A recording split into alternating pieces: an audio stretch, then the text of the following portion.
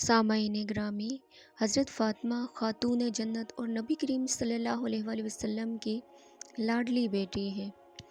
ایک بار چکی پیسنے کی تکلیف کی وجہ سے مبارک ہاتھ کو صدمہ پہنچا تو نبی کریم صلی اللہ علیہ وآلہ وسلم کی خدمت میں ایک خادم مانگنے کے لیے حاضر ہوئی۔ حضرت گھر میں موجود نہیں تھے، اس لیے انہوں نے حضرت عائشہ سے ذکر کیا۔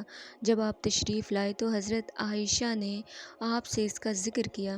حضرت علی نے بیان کیا کہ پھر حضرت صلی اللہ علیہ وآلہ وسلم ہمارے یہاں تشریف لائے۔ ہم اس وقت اپنے بستروں پر لیٹ چکے تھے۔ میں کھڑا ہونے لگا تو آپ نے فرمایا کہ کیا میں تم دونوں کو وہ چیز نہ بتا دوں جو تمہارے لیے خادم سے بھی بہتر ہو؟ جب تم اپنے بستر پر جانے لگو تو 33 مرتبہ سبحان اللہ کہو، 33 مرتبہ اللہ اکبر کہو اور 33 مرتبہ الحمدللہ کہو۔ یہ تمہارے لیے خادم سے بہتر ہے۔ اور ابن سیرین نے بیان کیا ہے کہ سبحان اللہ 34 مرتبہ کہو۔ ایک بار صحابہ کرام نے عرض کیا، یا رسول اللہ، مالدار لوگ بلند درجات اور ہمیشہ رہنے والی جنت کی نعمتوں کو حاصل کر لیں گے۔ حضرت نے فرمایا کہ یہ کیسے؟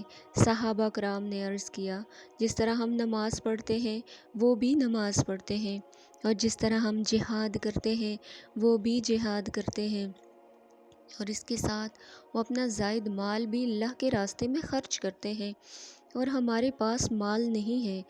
حضرت صلی اللہ علیہ وآلہ وسلم نے فرمایا، پھر کیا میں تمہیں ایک ایسا عمل نہ بتلاؤں جس سے تم اپنے آگے کے لوگوں کے ساتھ ہو جاؤ اور اپنے پیچھے آنے والوں سے آگے نکل جاؤ، اور کوئی شخص اتنا ثواب حاصل نہ کر سکے جتنا تم نے کیا ہو، سوا اس صورت کے کہ جب وہ بھی وہی عمل کرے جو تم کرو گے۔